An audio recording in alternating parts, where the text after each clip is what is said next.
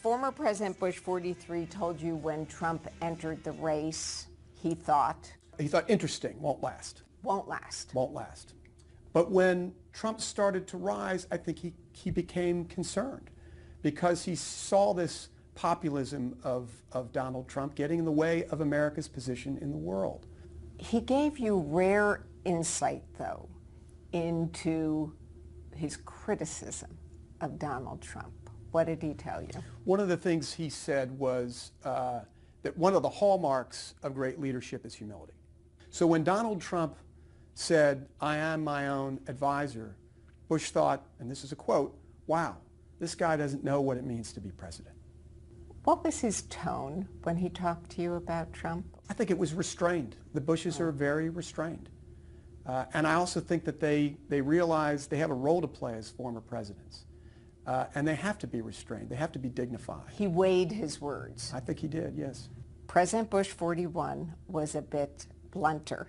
He said that he thought Donald Trump had, quote, a certain ego, and then he told you point blank, he's a blowhard.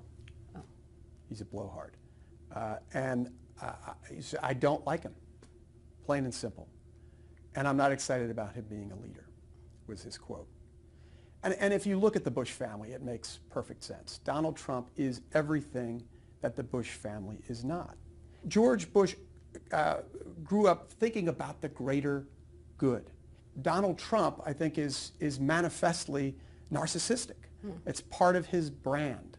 And that brand is the antithesis of the Bush brand. How do you think these two men feel that Donald Trump is now the standard bearer of the Republican Party? I think it's pretty clear if you look at their records and their views politically that, I'm going to quote George H.W. Bush, they're not excited about Donald Trump being our leader. That's not a leap of faith. That's pretty clear. And I think the most clear demonstration we get of that recently is Charlottesville. The Bushes came out with a joint tweet, which they had never done in the past, condemning bigotry and anti-Semitism and all the things that were on display in Charlottesville among the white supremacists.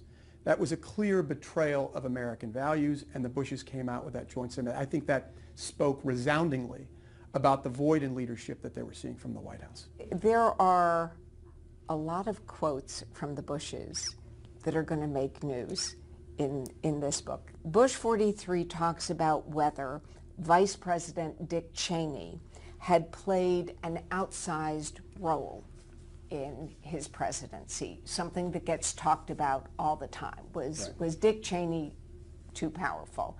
And Bush 43 told you? Well, he was talking about the neoconservatives in general, and specifically about Cheney and Rumsfeld.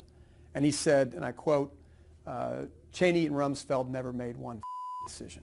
That's the quote. That's the quote. I understand his frustration because at the time there was the perception that Dick Cheney was the acting president. But in fact, George W. Bush had a lifetime of making bold decisions. He has this preternatural confidence in himself as a leader. And if you talk to those around him, they have confidence in his leadership. And so this notion that Cheney was making the decisions is ludicrous. When you started to write this book, let me guess, the title was not The Last Republicans.